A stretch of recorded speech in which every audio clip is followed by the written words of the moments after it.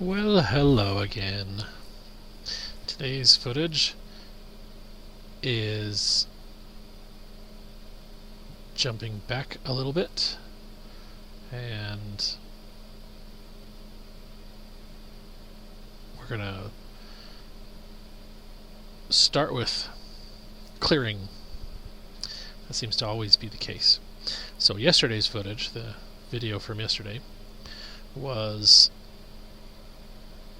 footage from a year before, when we actually had a friend come out with an excavator and did a bunch of clearing for us.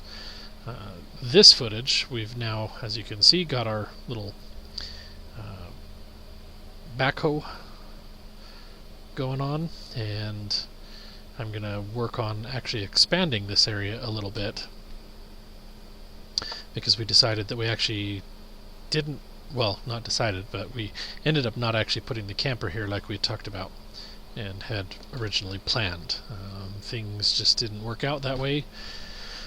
I actually don't remember all the reasons why at the time, but it is what it is.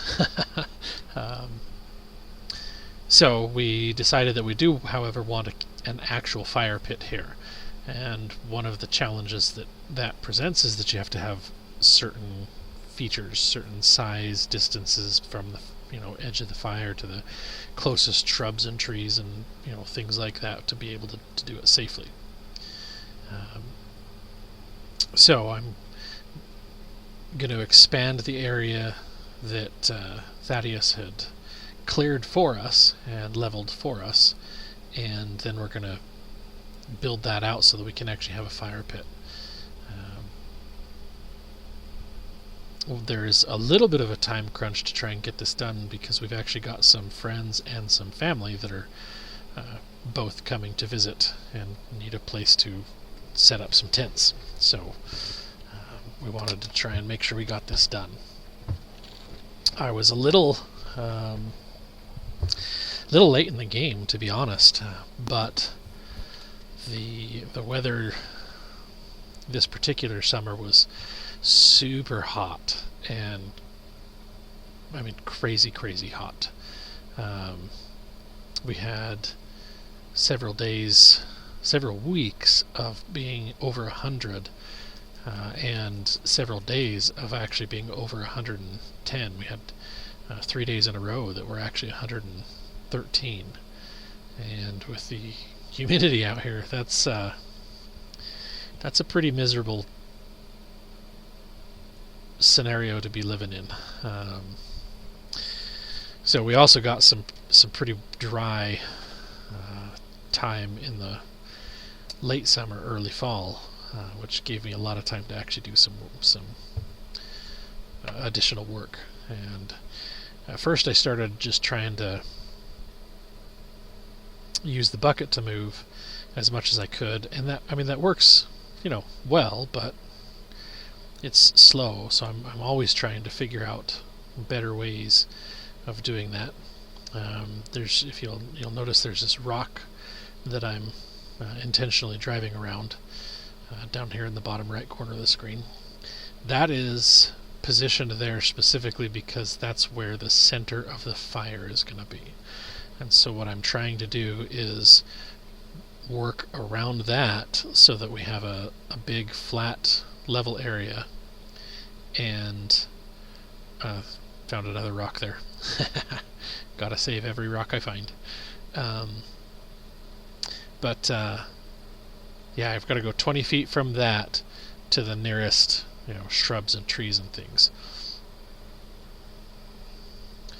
So that is the goal, and I also have an area that I need to build up that we're planning to use as parking space. That ended up ultimately becoming my milling area. So that's if in the more recent footage videos, you'll know where I'm taking this now, because I'm building up that area that is the milling area.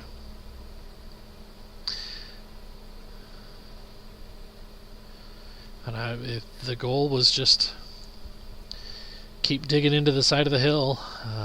These blackberry brambles are such a pain. Even using a backhoe, they end up sometimes getting wrapped around the tooth or the bucket or the arm, and they're just they're such a pain to deal with. The best way I've found to deal with them is to just brush hog them. Unfortunately, that's not always feasible, especially when you've got 10 to 15 years of wild, overgrown, bramble and small trees. And perspective is such a unique thing, and it's so fluid.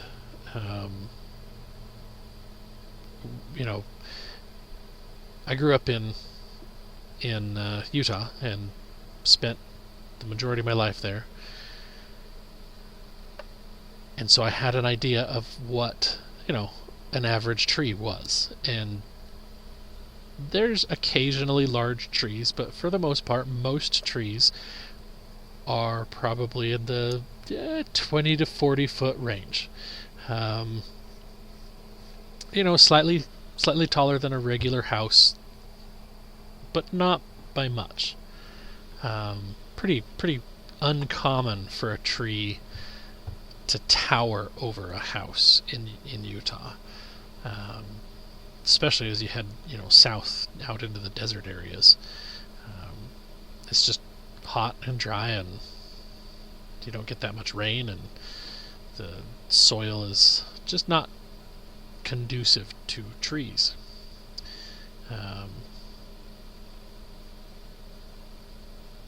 So when I say small trees, we're looking in the background there at small trees. Those are mostly small cottonwoods. There's a few small young oaks in there. That's what some of the darker leaves are. There's a few red alders. There's actually a red alder here on the right side of the screen, right above the tractor there.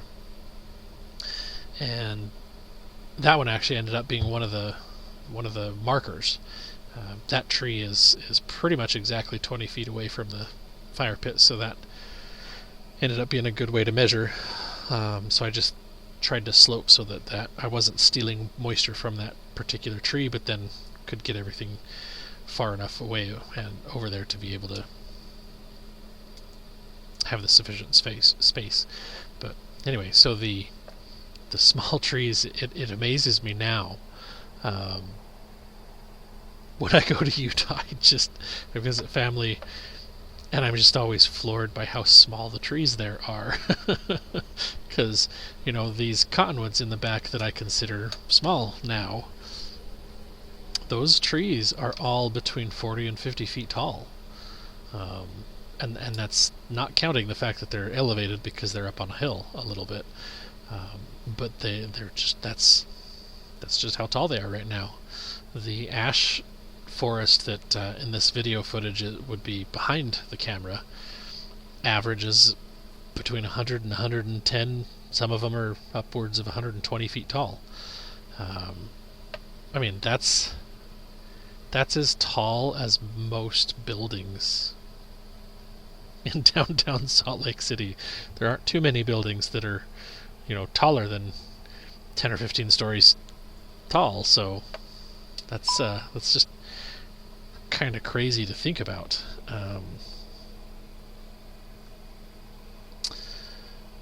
And just over the last few years of living here under this 100+ foot tall ash forest, that's just what I've gotten used to as what I expect a big tree to look like.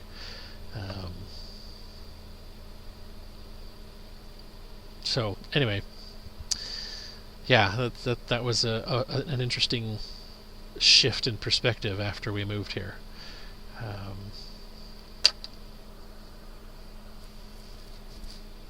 In fact, that was one of our favorite things as we drive across Oregon on our way to Washington from Utah. We would cruise along up into La Grande, and like that's where we start to feel like, hey, we're getting to where trees grow now, because you start heading up the freeway from La Grande, heading west, and you're coming out of a big desert kind of area, and all of a sudden you get these giant evergreens, 60, 70, 80 plus feet tall, and that's like the first real look at real Pacific Northwest trees, I guess is how you could say that. So we always just loved driving through that section of the freeway. And then you come over down into Portland, and the canopy changes. You get a lot more lush greenery. So that was an interesting experience the first time. So what I'm doing now is attempting to use the truck bed to hopefully help move dirt easier, and it's kind of hard to see on the back there, but there's you get a little bit better view of it now. This is a dump liner, I think is what it's called, and compared to shoveling the dirt by hand, it's an amazing thing, but you have to be really careful with it. It's really easy to overload it with weight, especially if you've got an 8-foot bed. It's also easy to kind of get it stuck if you're doing, brambly kind of stuff, twiggy type stuff. It's possible to get things stuck around the wheel wells. It's possible that some of the material falls down on the sides of the truck bed so that it doesn't slide as the canvas gets rolled out. But it does if you're working it and you're paying attention to how you're doing it. It actually does work pretty well, and it made it much, much easier to deliver the material from here to there. I have to admit that I have not touched that in I think 2 years now. I guess it'd be a year that we've had the dump trailer, but I haven't touched that since we got our dump trailer, and I don't regret having purchased it. It served us quite well for a while. I used it quite a few times, and then we got the dump trailer, and the dump trailer holds even more, dumps much better, is mostly easier to maneuver. If you're in tight spaces, it is a little difficult because it is a trailer. But the little tarp roller was such a huge improvement off of, like I said, shoveling things by hand, which I have done, all my life. Anytime I moved compost or gravel or dirt or sod or anything, it was just always, that's how you did it. You just shoveled it by hand, and that thing made so much difference. I mean, the difference between shoveling by hand to that was basically the same difference between shoveling or using that tarp system to actually having a dump trailer. And I imagine someday when I actually get around to being able to have a dump bed, I imagine that that's going to be another incremental difference.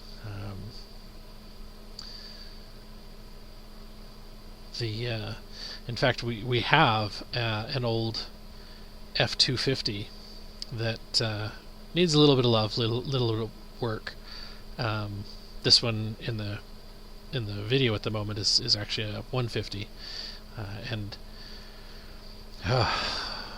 my my experience with trucks since moving out here has not been the greatest. Partially because of the pandemic, partially because of just availability and timing, and then partially because of the war in Ukraine, and yeah. So we actually had bought a 2018 F-250 that we bought brand new, and we got it like all the features that we wanted out of it, with the exception of we got the smallest engine thinking we'd get the best gas mileage, which we loved. I mean, when I was driving it, I can usually eke out a better gas mileage than other people can, and I could average 26 to 27 miles per gallon cruising around, just driving normally. When we were hauling stuff, that would obviously decrease, but even when Emily would drive it, she would average about 24 miles per gallon. So for a pickup truck that can tow 6,600 pounds and hold about 1,500 pounds of cargo, that's pretty awesome. So we loved that, but the payments, we paid half down when we bought it, and that was part of the reward we gave ourselves for my car wreck, was to buy a nice truck that was going to do a good job for us for a very long time, and that one would have done it. But after we moved here and found out that employment was not going to be as easy as it had planned on, so backtracking a little bit, we had actually come out here several times and drove around town, met people around town. We'd actually met with the owner of the local hardware store here in town and talked with him a couple of times, and the general feel was that he was a nice guy and he liked me. We talked specifically about employment, and he said, yeah, when you move out here, come in and turn in an application, and we'll get you hired. So that was pretty promising. I knew it was going to be only slightly above minimum wage because it's a small town and it's just a hardware store, but the plan at the time was to work the land and just build everything ourselves. And if I worked part-time at a local hardware store, that was just all the much better, because that would give me plenty of time, to spend hours and hours out here working on projects. And that worked great for a long time. But the challenge with it was that after we moved here, things shut down, and we moved out here in the middle of February 2020, and I went and met with him that next week, and stuff was already going weird in I forget what the province in China was, but there was already a lot of news coming out of there, and it had spooked him enough that he said, when I went to talk with him, he said, there's some stuff going on. I don't know if I'm going to be able to hire anytime soon. So, yep, it is what it is. Alright, well, I'm going to show you real quick. Oh, I lied. Apparently the camera died. Well,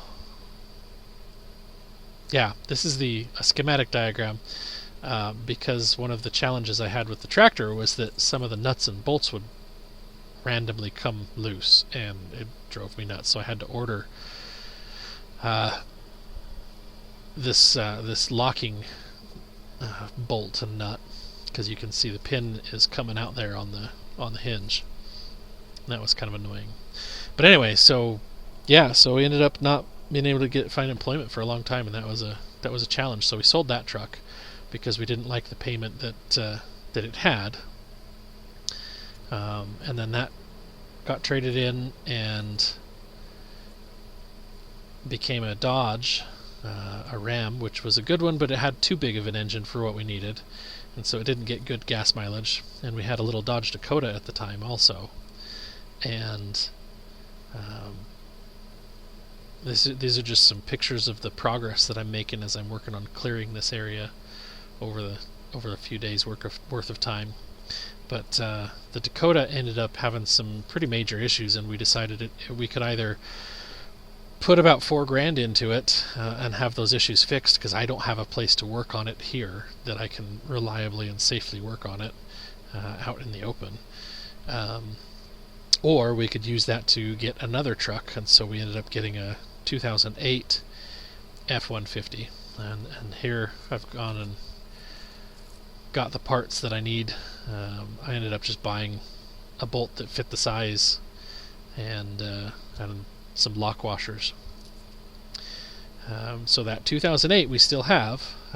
It was supposed to be a temporary thing until we got our Ford Maverick, because we were figuring we'd ordered a Ford Maverick, and we figured that we just needed to get something that could get us by. This is actually kind of cool, because this picture is the two weed types of blackberry, the evergreen and the Himalayan, that were both growing in the same spot. And this is just a bunch of blackberries. I just grabbed a bunch as I was clearing, and it's like a grapevine of blackberries. And there's probably a full 1.5 pounds of blackberries there. It was crazy. This is where I pulled that from as I was working on clearing up on that hill. So the Maverick ended up coming, and then the war in Ukraine happened, and apparently big trucks with small engines weren't popular anymore. So we lost like $5,000 worth of value in that truck 2 months after we bought it, which was pretty crazy. And still to this day, it just has less value than is expected. Alright, so I'm up here. This is where the swing is going to go, up here in front of the bucket. I ended up clearing enough of a hill, or creating enough of a smooth platform that I could actually get up here, which was a little bit more challenging than I thought. It was a fun challenge. And I've been working on making the trail to get down. So I'm going to actually sit down here in the seat so I can get a little bit more view. But, so we knew there was a little bit of oak. That's what this dark green is here. This medium-ish green here, that's ash, and then this pale green, or brighter palish green, that's all cottonwood. So I was going to just clear a walking trail through here, but as I was working, I started to notice there's more dark green, there's more dark green, there's a whole bunch of dark green right up through here, there's a bunch more back through here. So it turns out that what we've been calling our cottonwood grove is actually at least a small oak grove that's being overrun by cottonwood, which actually makes me think that this log right here is probably an oak. Definitely unusable now, but yeah, so the plan has changed a little bit, so I've started ripping out some of the cottonwoods. I'm going to continue ripping out this cluster here and a few more here and here, so I can let as much light in here on these oaks as possible.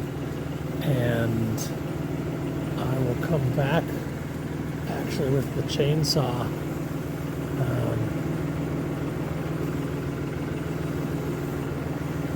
We have to do that either in the spring after they wake up, or in the next month or two before they drop their leaves, so I can identify for sure. There's definitely a difference between the bark, but I like the leaves easier. But I'll start clearing out a bunch more of the cottonwoods around here and let the oaks grow so they can fill in a little bit more. I'll never get rid of all of them because diversity is healthy, but here is actually some 9-bark.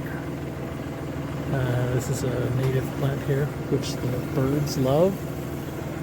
It produces a little cluster flower and some little red seeds that while they are non-toxic, they are, depending on the definition, they are not edible. They taste like medicine. Tastes like a well, if you've ever as a kid were given Ritalin and chewed one up when you were supposed to swallow it, that's what the 9-bark seeds taste like. Pretty nasty. So anyway, I'm going to hurry and back up and take a couple more of these cottonwoods out and then finish working my way down. I'm just kind of roughly taking from here and piling it here to create a flattish area, and then once I get done playing with the backhoe, I'll put the box cutter on and bring the box blade up and actually smooth all of this out and make sure it's a nice grade with a little bit of a slant into the hill here, so water will come down and follow the curve down to the ditch. But yeah, down through here is the clearing.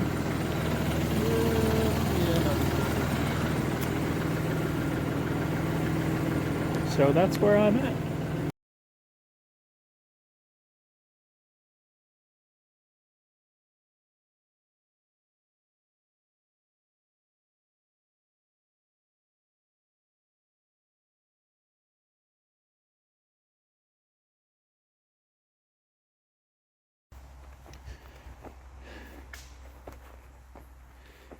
This is the newly created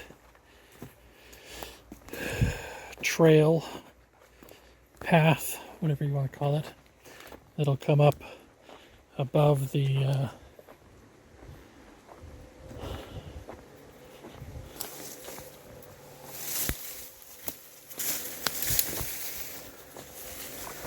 and clear out a few more brand trees, but this is where the swing will be.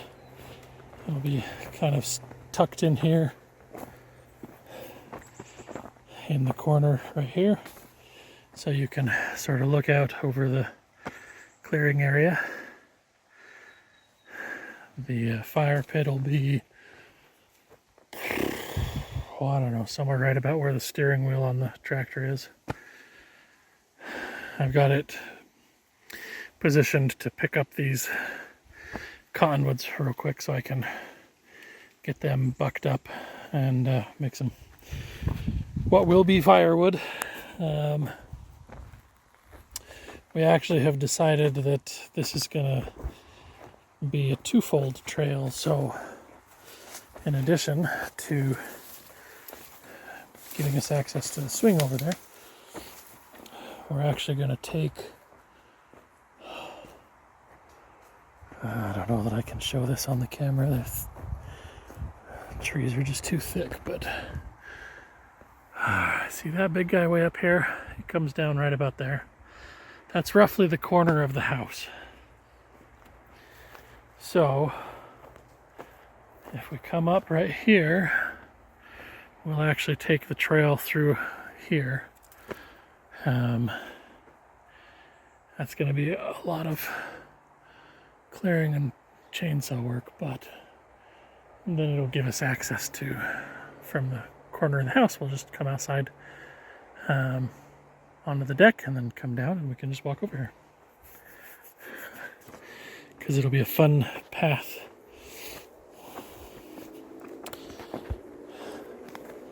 With that, here's our trail. Now I gotta finish moving dirt so I can finish building the parking area up. That's where the tractor will live.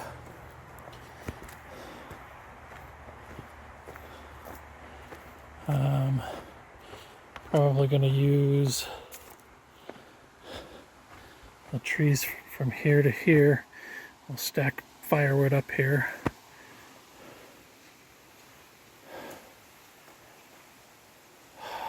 Yeah, I gotta get all this tree shrubbery cleared up and out of the way. Hazelnut. Always keep filbert so I can use this for smoking. That's what this pile of branches is. Anyway. Yeah, so I gotta get this cleared back up, and then I can come back in and scrape this down. Maybe I'll just leave that, I don't know. But clear this out so that it's flat and level, and then I'll finish clearing stuff up, bring the box blade out here, and make sure it's all actually smoothed out and dug out with the box blade's scarifiers. And then the hope for tonight is that I can get all that smoothed out, and there will be the fire pit here wherever will actually be a little bit of a high spot, and then it'll slope down away from that. So any water here will slope this way, any water here will slope that way, and that'll go in. There's going to be a ditch that'll run around to keep that all dry during the winter. We'll plant some shrubbery along the edge here. Most of that was all killed out by blackberry. So yeah, this is where we'll end up living for a couple of years while we build a house right up there.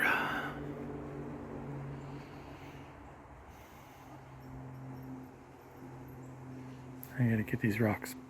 That rock is big enough that the backhoe cannot fully lift it. So that's a big rock. I'm probably gonna take some of these ones and drop them on top of it and see if I can crack it.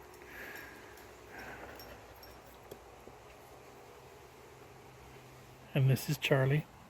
Charlie wants me to play catch with him, or goalie. It's so dusty. It is very dusty.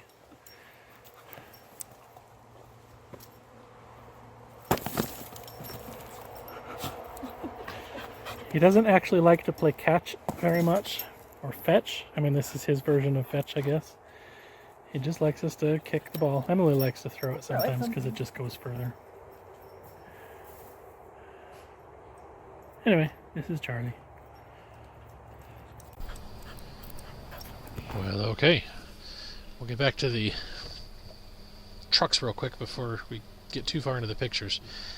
So the Maverick we ended up not being able to keep because we were offered more money than we paid for it to buy it back. So we sold it back to the dealership for a little over $2,000 more than we paid for it after putting 9,000 miles in 6 months.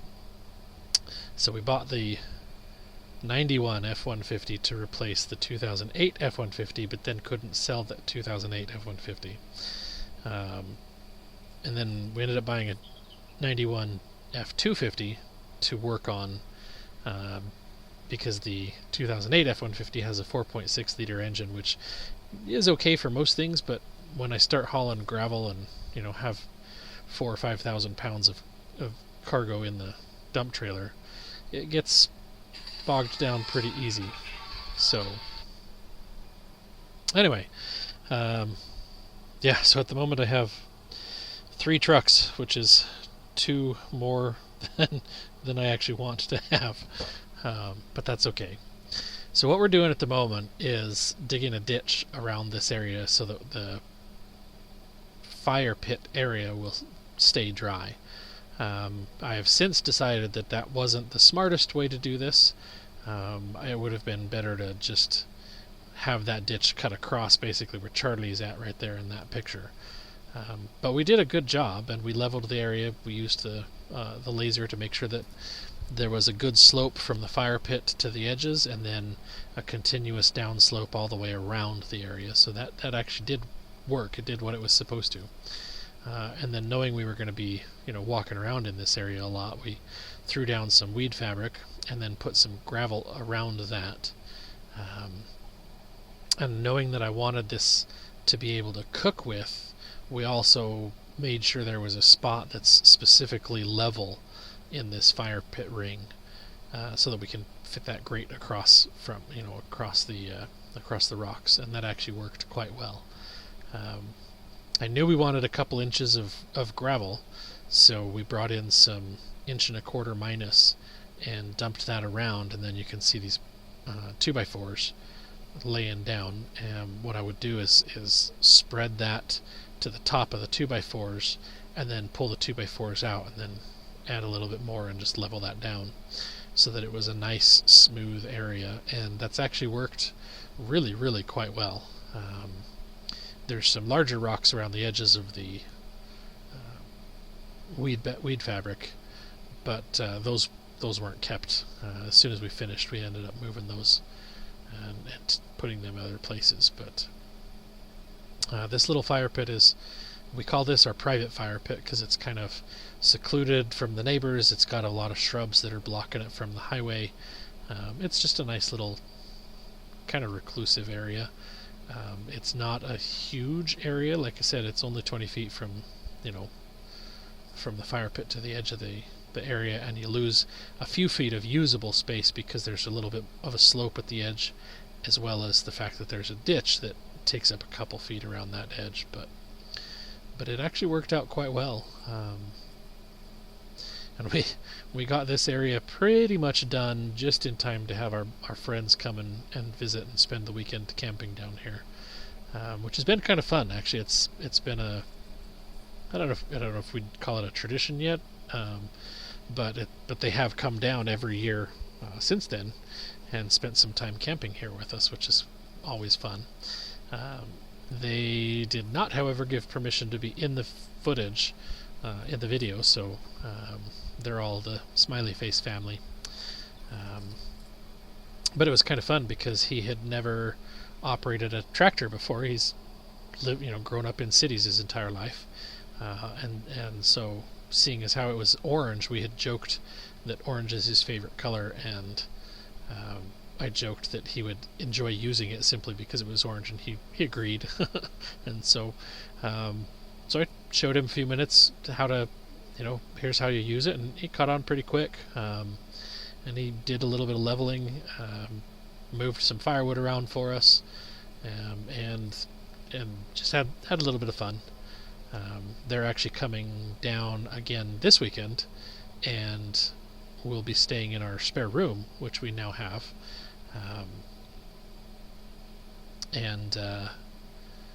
The little one in the stroller is old enough now and is definitely a tractor kid.